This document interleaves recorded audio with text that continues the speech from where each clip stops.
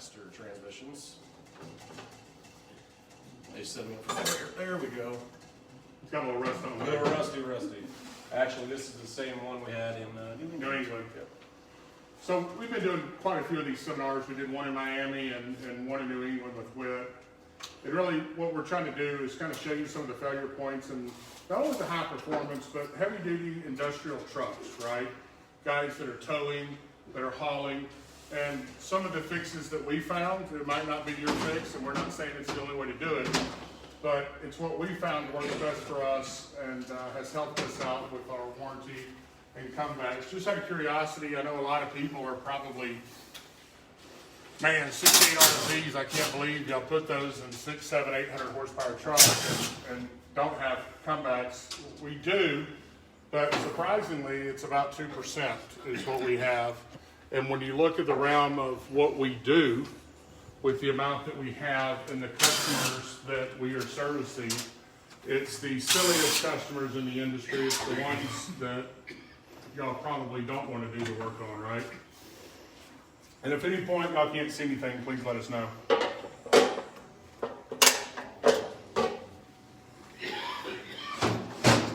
It's for disassembly. I mean, you guys, if you have any questions on how to get something out that may be a problem, let us know.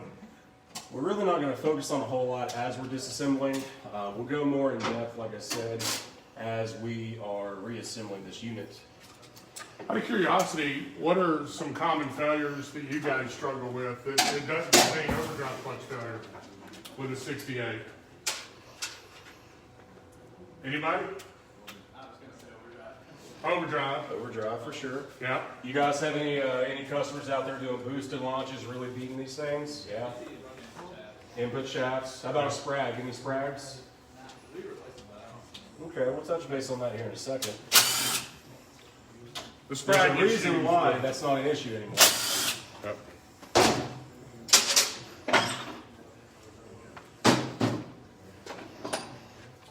These are probably one of the easiest units to refresh as well if you don't have catastrophic failure. Absolutely.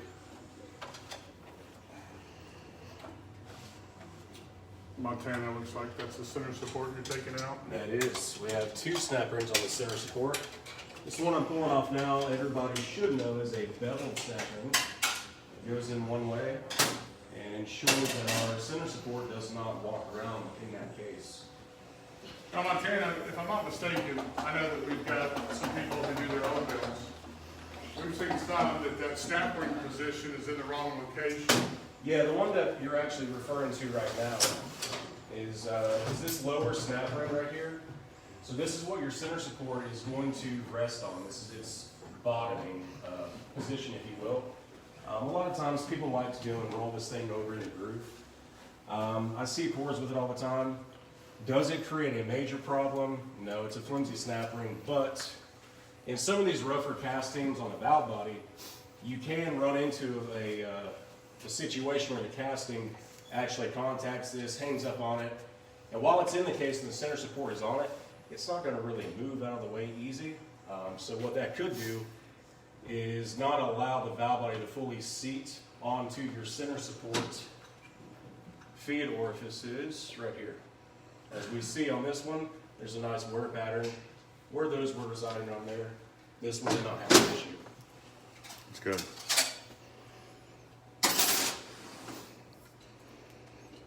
How many people build a lot of 68 RFEs in here? What's your number one failure? Okay. What would be your second largest failure? What's that? Converter. Converter?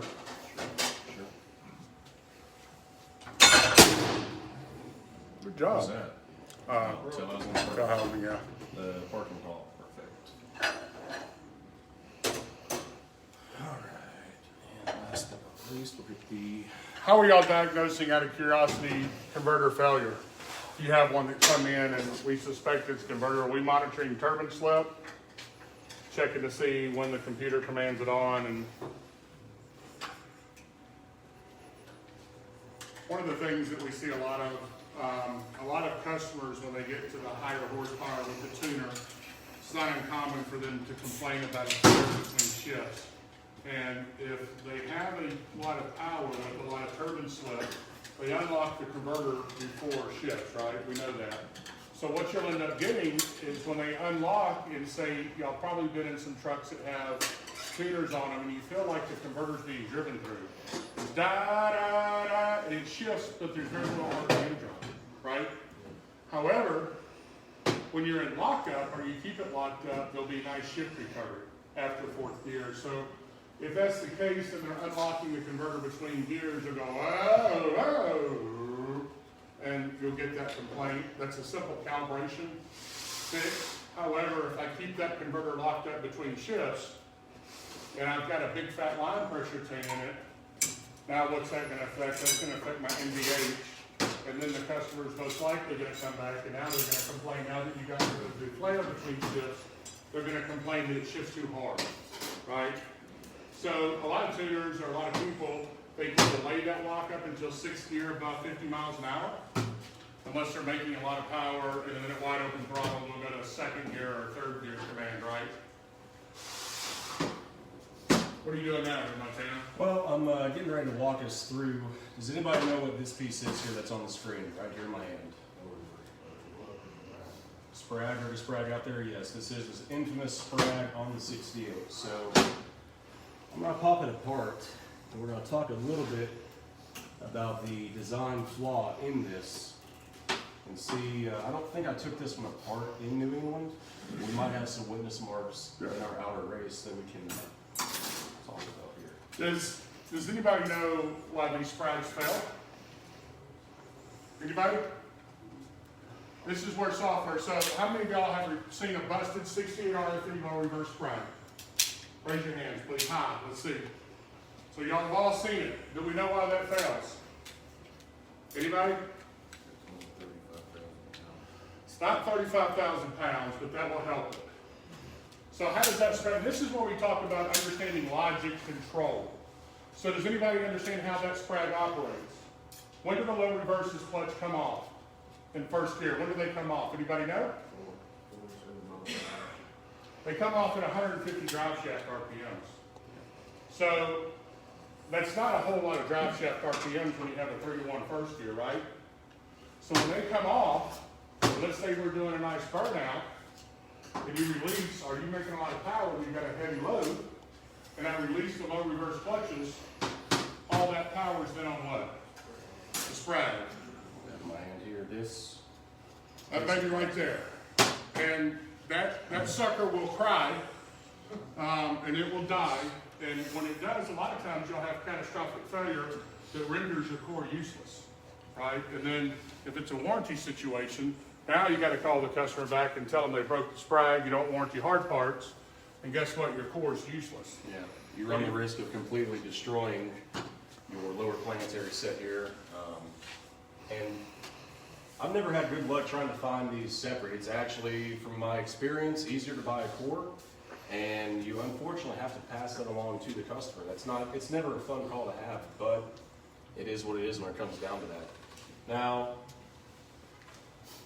I was not able to get one of our sprags. We actually had a big order come in while there was some being in the machining process, so I couldn't bring one of those with us. But what we do in-house, we actually change this to a more traditional style roller and spring setup. A key thing to look at here though, if you guys are going to reuse the factory sprag, inside of this outer race, we talked about customers doing boosted launches, being hard on these things. Maybe they got stuck in a mud hole and they reverse drive, whatever it may be. These little wishbones will go and beat this race. So if you're going to reuse this, make sure you run your finger around here, making sure we don't have one that's beat to death. If you do, that's asking for a failure as soon as it leaves the shop. It's already at the end of its life expectancy. We need to find a replacement for it. So let me throw this back together.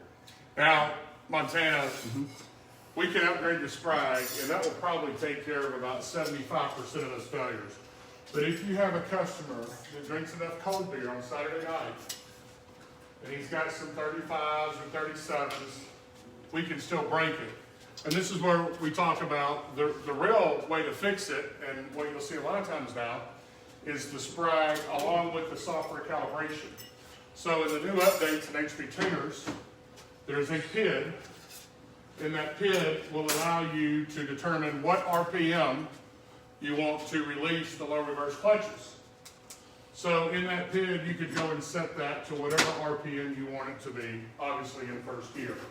The higher it is, the better off you're going to be, because 150 drive shaft RPM with the 31 first gear is pretty quick. Yes.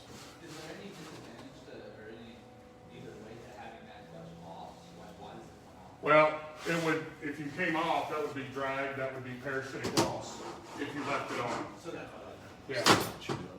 So I say that's what we suspect why you see a lot of stuff like that with parasitic loss. Obviously, having another clutch on is going to be more parasitic loss on that unit. It's going to be more pump load. And everything that we see the manufacturers are doing. The other side is, why does Chrysler have a 904 in a diesel unit, which is basically what it looks like, right? Why do we have such a small transmission? Well, if you leave that vehicle alone and you allow torque management to do its job, it's really lightweight, it's really efficient. It's like a 5'9", 150-pound guy. He's not going to have to utilize a lot of energy to get from here to there. You take the Allison, which is built more like me, it's really robust, it's really tough, but when you do an Allison conversion from a 68, you're typically half a second slower through the quarter mile. You've got another 40 pounds of parasitic loss, mass that you're having to turn, and it's just a bigger, heavier unit. So for most of us who are fighting something that's farmers or something, it would probably be very beneficial to do that. Yes. And most of your farmer guys are going to have DPF deletes, EGR deletes. They're going to have a tuner, and those are the guys that are most likely. And it's just a quick update for his. What's that? They're going to overhaul. They're going to overhaul. A customer called us 3 or 4 weeks ago, said he had 48,000 pounds behind his truck and didn't. Isn't that stupid? Acting up, and I was like, just buy a semi. Yeah. But that's back to the tuning side. I was gracious enough to come from the tuning industry as well. And that was a secret that we learned very early on with the 68s, thanks to SunCoast and thanks to some other guys that were working in conjunction with them. And they found that quick, the fix for it very quick. So thankfully, most reputable tuners these days that are still doing it incorporate that little piece in it from the get-go. So that's why, if you guys have noticed, the past 5 years, we've really seen a downfall. Yeah.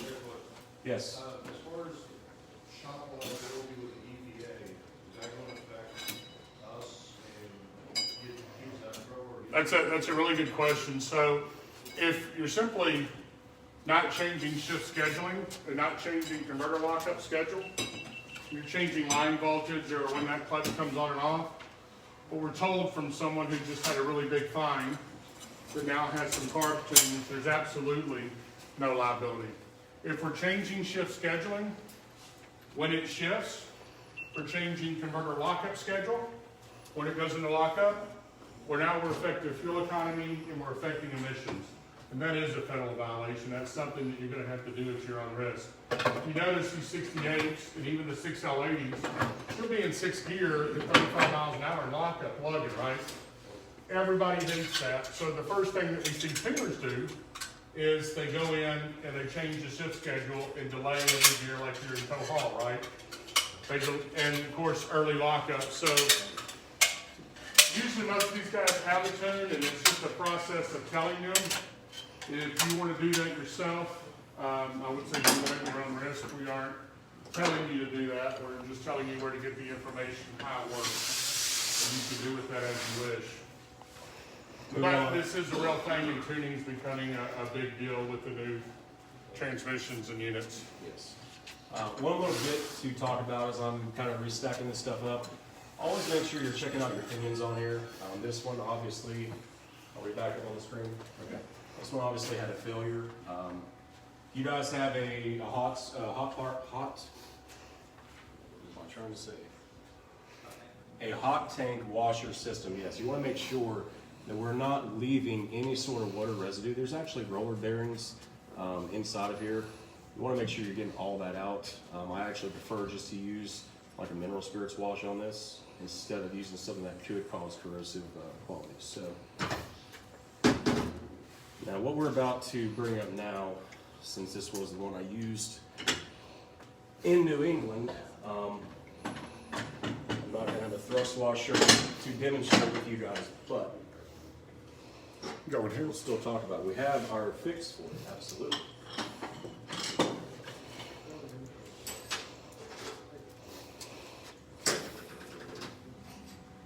Everybody tell me what this is. Does it look familiar? What should go in here? Anybody? Should be a plastic composite. Well, has anybody tore those down and found them busted to pieces? Yes. Like what happens to plastics whenever they're in an environment like the internal So, transmission? has anybody ever been in a body shop and painted plastic bumper covers? First thing you do, if you're gonna do it, you gotta get the petroleum out of the plastic, right? Then we use adhesion promoter. So typically, you'll cook that for maybe at 150 degrees for 24 to 48 hours in your paint booth to get that oil resin out. As this goes from hot to cold, we know that in phenolic and plastic, the resins come out the hotter it gets, right? So over time, as we go from hot to cold, we lose the resins inside the plastic, or the phenolic pistons, or washers, as some of them are. What does that do to the washer? Makes it become brittle. And what we have is a billet one that will replace that one with, and it's also for strength. It's easy for us to make, but there's some oiling differences in it. Yes. Is that showing up on there? It We is, still it is. retain our oil delivery with this billet thrust washer. Now, we do currently only offer this in one size. Reason for that, it's actually cheaper to buy 3 of these than it is to buy one of the plastic kits, okay? This is a 120 thousandths thick shim. There's enough meat there. If you guys need to go and loosen up your end plate a little bit, there's enough meat off here that you can take it off. The reason we chose to make it in one, this happens to be one of the most common sizes that I find myself using at the shop. A lot of times your end play is completely out of spec whenever you get these cores in anyways. So this helps to tighten that up from the get-go. And if you have to do some fine tuning with it, it's really not that hard. Now moving on, let's set this to the side for now, okay? We're stacking up our 2C clutch pack. Anybody tell me what 2C clutch pack is used for? What gears? What was that? Second and sixth. Second and sixth. So one thing that our rebuild kits, whether they be a Guardian kit all the way up to a Category 4 kit does, we're adding a total of 33% more clutches to it. Now, the way that we're able to do that, well, can you hand me my center support right here? Yeah. So our piston, you guys came around the booth, you may have seen the black piston that was sitting there in our bed. Yes, I'm seeing head shakes. So what this does, if we can compare our stock piston to this, okay? You guys see how thin our contact surface is here? Okay, what does that do to the steel? Well, if I run my finger on here, I'm feeling a good lip. I'm feeling a 10, maybe even a 12 thousandths lip on there, okay? Whenever a clutch is applied that way, that definitely leaves the potential for it to column. When it columns, you're not getting even wear, you're not getting even apply. So what this does, it's a little bit shorter. That's how we're getting in our added clutches to that, and also our contact pattern, it's much wider. You're not going to dig, this is not going to dig into the steel surface on here. You're not going to lose CVI values over time because of that piston. So you're increasing volume by 33% and reducing deflection, which helps eliminate the coning. And we've seen some top plate wear on quite a few. I don't know if any of y'all have seen that on the 68s. And typically when you see that, that's heat and coning that occurs. And probably the most important piece that's sitting in here that you guys may not have even noticed yet, okay? What clutch is this right here? Anybody know? This is our 4C clutch. This is 3rd gear and 5th gear oncoming clutch right here. This piece that we have here, you guys notice the differences here? Our snap rings recessed in here. We went through a time, and it seems to have completely disappeared with this solution, but went through a time where you'd have your 4C snap ring blown out, okay? Whether that be from excessive wear, piston over travels, pops out the snap ring, what have you. Well, this was our solution to it. When that happens, it destroys all kinds of stuff inside the gear train. Montana, that retainer also increases the spring load for a faster release. Correct. Can you explain how that is Two occurred? functions. So we're adding a little bit of preload with this, okay? We're adding about 20 thousandths overall preload on those springs without reducing your overall travel, okay? What that means is that now we're gonna have a much cleaner brake. Whenever that clutch turns off, that piston's gonna shove it back down in there. Sorry, the return springs are gonna shove the piston back down into the bore much quicker. Especially whenever you guys are adding line pressure, we want those clean brakes. You don't want to bind up. Bind up causes something that we're about to talk about when we get to the overdrive section here. Let me stuff this back in here though. How do y'all see bind up? How do y'all diagnose a bind up? Well, probably a clutch to clutch gear set. How do y'all diagnose it? Anybody? Anybody ever felt a bind up? Anybody? Nobody's ever felt a bind up on a shift? How do you know it's a bind up?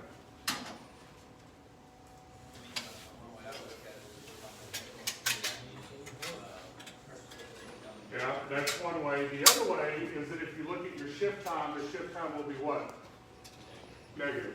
Is it possible to have a 0.5 negative shift time? It's impossible.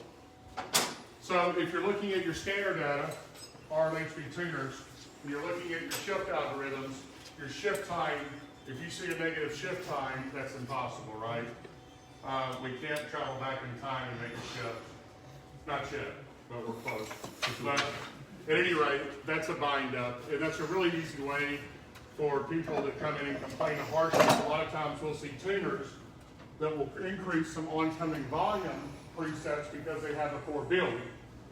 And they'll try to tune the flare out. Maybe they got a cut lip seal. So you can go in there and change the oncoming volume presets, and then they get a good build on it, and all of a sudden, guess what? The vehicle lunges forward when you have a shift and you have a bind up. When really the whole time the tuner's trying to compensate, because the builder says what? It's your tune. The tuner says, I tune all these, it's not my tune, it's your build. And how many of y'all have been in one of those arguments? We hear them all the time. All the time. What's really even better is the builder usually blames the converter guy, and the converter guy blames the builder. We got both in the house, so that makes for some interesting arguments sometimes in some production meetings. It's a lot of finger pointing sometimes, and that's just part of it, right? Montana, what are you doing now? I'm getting our beveled top snap ring back in place here. And then we're going to disassemble this and talk about the differences between the stock drums, the failure points in it, and how we have rectified those issues. Anybody have any questions so far about anything that we've gone over? Questions about build? We're an open book. So go ahead, sir. I've seen a lot of failure on output shaft splines. Output shaft splines. You know, I meant to go in depth about that. Yeah, output shaft splines. Let me lift this bad boy up here and see if we can. It's pretty rusted because it's from. No, not that. We're talking about our output shaft here.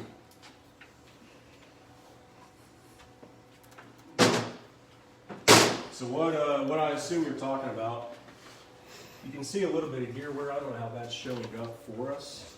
Okay. Well, you will have an output shaft that's twisted from time to time. I normally see it in the four-wheel drive trucks, and the reason for that, the transfer case actually engages. That's what I figured for. Yeah, the transfer case has less depth engagement on those splines than the two-wheel drive trucks do. So the reason we're talking about that, okay, if you guys have a cord and the splines are twisted a little bit from a four-wheel drive truck, it's going to a two-wheel drive customer. That tail house is not going on.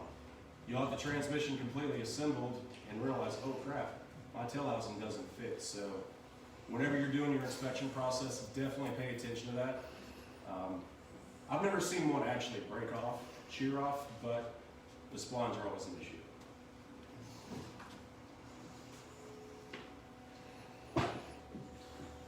Anybody have any other questions? Any other failure points? Go ahead, sir. What will be the life, Line pressure? the average life of a converter from SunCoast? I didn't, I apologize, I'm old and I can't hear very well. What will be the lowest lifetime on miles on a SunCoast converter? Yeah, so, our converters, the majority of them are 3-year unlimited mileage. We do have a warranty in that's a 2-year unlimited mileage warranty on it. What is the average, you have reported the life on a converter? Yeah, so we get some refreshes in, that's actually a good question. And it's something we can deal with sometimes. I had a guy last week that it was built in '07, and so our covers changed. He brought in for a refresh on a Duramax. Our covers changed, our pistons changed. So sometimes we get them in 10 or 12. That's really indicated, there's so many other variables when we talk about the life of a converter. And Average. I would say, well, we don't see a lot of them for repair. Usually if we get them in for inspect and repair, they're typically 4 or 5 years old. And usually what we see, for the majority of triple disc, on 90% of what you do will last longer than the build. And the reason you're gonna get that back is because they had catastrophic failure. All that stuff's embedded in clutches, and it needs an inspecting, cleaning, and reflash. So what will be the range on the, Horsepower? no, the time, the miles and time? Well, that's really gonna be indicated by the build, right? So, I'm probably making the wrong question. If you have a 1,000 converters, what will be the percentage that is gonna hold, like 20% is gonna hold 200,000, the 50% is gonna hold 200,000, and the next gonna hold 50,000? yeah, so because our warranty is not really a derivative of mileage, and we don't care about mileage, we don't look at mileage, we look at probably the lifetime, but the majority of the refreshes we get are 5 to 8 years old. We do track that. And so we're talking 5 to 8 years, and typically the majority of our refreshes are not because of failure, they're just due to contamination. So I'm sorry I don't have the info on the mileage. Again, it's not, because we don't have a mileage warranty, it's not something that, go ahead. Do you actually see issues with the factory style converter? Is it more Absolutely. a mounting issue? If you've ever seen the applied clutch, and anytime y'all ever want to come down into our facility, you look on the outside, some guys in here are converter people as well. If you look at the outside edge, you'll see that they come from the factory to stand still. And you'll have burning on the outside, on the inside it'll be brand new. And that's, We replace all of them with the builder. I think people have told me, well, the factory ones don't really even have an issue. well, I think for the most part, if we're talking about factory being factory, and we don't have torque management deleted, and we don't have an extra 200 horsepower on the two, it's not the 200 horsepower, it's the 450 foot-pounds of torque that coincide with that 200 horsepower. I think for the most part, we have some fleet customers that get 300,000 miles out of a 68, but it's untouched, Exactly. and it's used for function. And that's rare. So, yeah, when we talk to customers, the 2 F's that we ask, is this gonna be for function, or is this gonna be for fun? And you can pretty much, by age, if they're under 50, it's probably for fun. If they're over 50, it's probably for function, right? And then we got some guys that, why did you buy a 1-ton dually?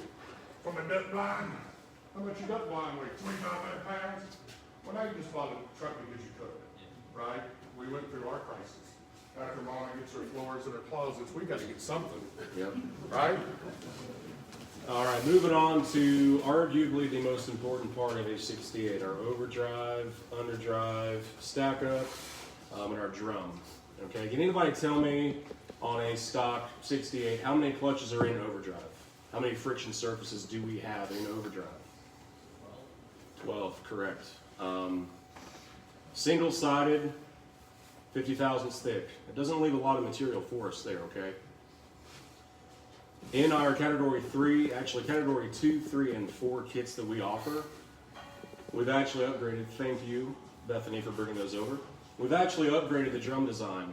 Since I've been a part of SunCoast, I've seen a total of probably 4 different drum designs with many renditions within that, okay? Not to age myself here, but I grew up reading about SunCoast and Diesel Power, and here we are today. So I've been following them for a long time. I've seen many drums come and go. This is our latest drum. It's called the Mega Junior V2, okay? A couple things I want to speak about with this, opposed to factory, okay? This is our inner drum. Anything look different in this area here? Okay, we relocated the inner seal that normally would have been inside of our drum here. Reason for that, it seems like such a small change. Why did we bother doing that? Centrifugal force, okay? You have somebody that's, you know, like I said, they're boost launch and they're spinning 3,000, 4,000 RPMs. They have a big S400. Well, that seal being in here, factory, it's actually being slung against the inner walls of this drum. It's being forced away from where we want it to seal at. Whereas this seal, Blake, do you remember what this is called? It is called a quad seal. It is called a quad seal. A neat tidbit of that, we have another engineer besides our owner and CEO, Ron, that worked for us that spent a lot of time and effort in finding what the perfect stretch was on an O-ring, talking to an O-ring engineer. And that is actually a 4-surface quad ring, correct? It is. And I learned that from the engineer. I'm not that smart, but I learned it from him. He gave me a little lesson. In layman's terms, it's a normal O-ring. You're going to have 2 points of contact. 1 point of contact against this surface, 1 point of contact on the outer surface. With this, you have 4 sealing points. And I think he told me 3% is optimum stretch to get the perfect sealing surface for an O-ring. And that O-ring is, I think, is that right, Ron? Is it 3 or 2.5? Do you remember? I don't remember either. I should, but yeah. Another tidbit of info about this, okay, while we're still talking about sealing and applied areas, okay. From factory, this is going to be your apply area right here. This back portion of our drum. That's our sealing surface. Your factory seals are going to ride here and seal up that drum. That's our apply piston area, okay. What we're doing with this drum is actually using the whole entire drum area as applied, okay. That works out to be 28%, if I'm not mistaken. 20% of added apply area, clamping force, okay? So now, whatever your pressure is coming into this clutch drum, we have a much larger mechanical advantage on apply than factory does. And talking more about, we went back to our 12 clutch stack at factory, okay? With this drum here that you see, the way it comes, and it will come assembled to you guys if you choose to buy it. The way you guys would get it, it actually has 16 friction surfaces and overdrive alone. Somebody do math on that? Any mathematicians? That's a 33% increase over stock in the overdrive segment alone. That was, at the time when this came out, a game changer. I know there's some other companies out there that are doing very similar stuff. This drum right here, I'm lucky to see what it's been capable of. Our record on the dyno is 1,400 horse to the tire using this drum. Okay. Couple other tidbits that will come with this drum. Can you guys see inside of it? Is that at the right angle? Okay, what we're looking at is the snapper and retainer right here, okay? Now, when I first came to SunCoast, I was in teardown. I was at the absolute bottom. That was my punishment for all the things I've broken over the years. But one thing that I kept noticing upon teardowns, it seemed like this piston was always damaged. You'd have the piston coned over, snap ring potentially blown out, snap ring mangled up in the bearings, mangled up in your underdrive shaft. And we came to Ron with that. As Blake was stating before, thankfully I don't have that job to do. Ron has to figure out the solution. I tell him the problem, but that's what he came up with. And I kid you not, it was a matter of 4 or 5 hours. He had something drawn up and brought it to us and said, hey, I think this will work. So what this does, and you guys saw this also on our display table, It actually locks into your underdrive piston. It cannot turn anymore. And then it's recessed fully within this. There's no possible way that this thing could blow back out with our stack up there. Other key failures that we're going to talk about. Overdrive shaft. Okay? Yep. These, has anybody seen this fail? Anybody that's done more than 2 or 3 68s have gotten one of these in here that have failed. It's hollow. It is your weakest shaft in this transmission. We talked about Blake unlocking our converter on shifts. Maybe you might feel a flare. If you were driving a 68 and it goes from 3 to 4, or we're going 4 to 5, you may feel it, let's actually save this shaft. What we're doing is unlocking the converter, blipping it, making the shift, and then locking the converter back, okay? Whenever this thing lets go, it pretty well locks the transmission together from the drum all the way down to the tail shaft.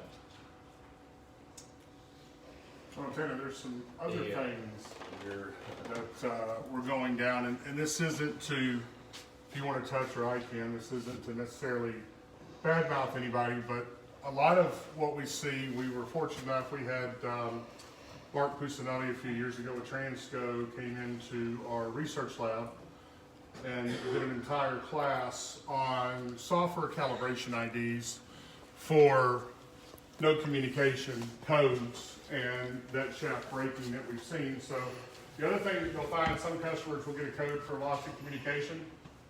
And one of the things that he brought up, he showed us it was like in 2012, there was 3 pages with 60 file calibration segment IDs on each page for a 2012 calibration on a 68 RT. That's 180 calibration IDs on that 1 year. The issue you have is a lot of tuners will go in and take a calibration from, say, a 2010 with a different segment ID, and they will copy and paste their data because on HP tuners and EFI Live, you can do a segment change and basically have a tune and just copy, click, copy, click, copy, click, copy, click. And now, in about 30 seconds, you've transferred all your data from one tune, which is your master tune. It might be a 2010, 11, 12, 13 file, into maybe a 2015. And what you find is you'll have loss of communication codes with the vehicle, and you will see this broken. And that's something, so ideally, if we're talking about the right way to calibrate a vehicle, the true right way would be to go to the dealership or get on with your factory software, flash it with every single update that's available from the manufacturer. Now we're pulling that file and extracting with the updates, and there's going to be cases you're going to have an update so new that HP Tuners doesn't recognize that segment ID. You've got to send that file in for them to add the file definitions, but you should pull that file, then manipulate it, then put that updated file back in. Absolutely. I've been inside the truck when they did that. We were rolling on the interstate, actually, going to TS Performance event here in Kentucky. And, you came to the rescue. Going over a bridge, cruise control set, locked in 5th gear. It felt like you ran over the worst speed bump possible. Wow. Dash goes blank, truck comes back on, and we looked and we thought we were on fire. There was so much fluid exiting the dipstick of this truck and going on to the turbos that we pulled over instantly, and we couldn't move after that. And it's what it ended up being. Loss of communication. That was a stored code in the ECM itself for it. And it's not getting any better. As these trucks get older, you're going to see more of this. It may be because of wiring. Dodge, Chrysler has never been known for having fantastic wiring. They don't hold up very well. We see a lot of harnesses where it looks like there's little tiny pinholes in it. Well, it's actually the wires arcing out of that, arcing to the bell housing area. That's where most of it is, where most of those arcing signatures are. And really, they don't make a harness for that. You can't go down and buy a harness, so now we have to go repair them. But I highly encourage you guys to ever see a loss of communication code. We need to investigate that. Do not put something else back in there, because you're going to be facing that problem again. Now Dennis was so graceful to just let us know it's time to feed you guys. No, not yet. We're just Or, That's the brake. that's a break, okay. Before we stop here, is there any questions? Go ahead. Say, fluid came out. Come again? Yeah, whenever that happened, fluid actually came out of the dipstick. It shot everything back through. It just, whenever you couldn't use that transmission anymore. It was completely, that was the worst failure I think I'd ever seen out of that shaft. You know, I think some more for a record, you know, I think we're, Mhm. but it takes a lot of age, and I see so many of these Dodge trucks burn. Yep. Yes. Maybe that's. That could be, I mean, yeah, definitely a fire hazard. Any other questions? You might cover it later. The swap, Yeah, Yeah, we can touch base on that real quick, or you want to let them go yeah, first? well, it's Takes break, yeah. As you know, there's a new clutch in that Sonic drum. The squawk's not a bad thing. I mean, it's, if you look at the shift times and the shift algorithms on the scanner when it has a squawk, for a long time, we had a squawk issue and simply educated our customer and showed them the logs. When you go with the higher friction coefficient, we talk about NVH, right? And that's an issue with NVH. You can also get them if you go with like a really aggressive friction coefficient on the 456 clutch on the 6L80. When you start running 300 PSI of line pressure. So that is an issue. I've heard 6R140s also do it from Yep, high line they pressure. do, which we have a dampener with the hub that we have the patent on to alleviate that. But it's not damaging anything, right? I've seen it on 6 stock trucks, never been out, Mhm. low mileage, Mhm. just as soon as they put the tune on, Yeah, 55,000 miles, there's a squawk. yeah. It's never- When it goes into fourth. Yeah. Oh. But, and I mean, we've changed drums, lunges, everything in the world, sometimes we get like, it's not there. Yep. But I've seen, you know, on almost any now, stock trucks that have never been touched with an OE like that. Yeah. That's common. Do we have 100% fix? No. We educate the customer that if you're going to go with a higher friction coefficient clutch, that you have the potential for that. And if we educate them up front, let them make the decision, that if you have it, we really don't have a recourse for it. We can try certain things to alleviate it. They're usually quite all right with it because they made that decision up front. To answer what I think you were going down with it being a stock clutch and doing that, the bottom, common denominator with that is the tune. What they're changing in the tune, they're probably changing your PWM dwell time for that clutch to come on. They're speeding that up. We don't want to slip that clutch in there. They're speeding that up, and that is also a byproduct. Any other questions? Anybody? All right. Hopefully y'all learned at least one thing from our little segment. We're done, but we'll still be here for the rest of the day. Yeah, I definitely want to talk over valve bodies. So if you guys have questions, let's talk after everybody's done presenting. We'll be back in the room for a little bit. Yep.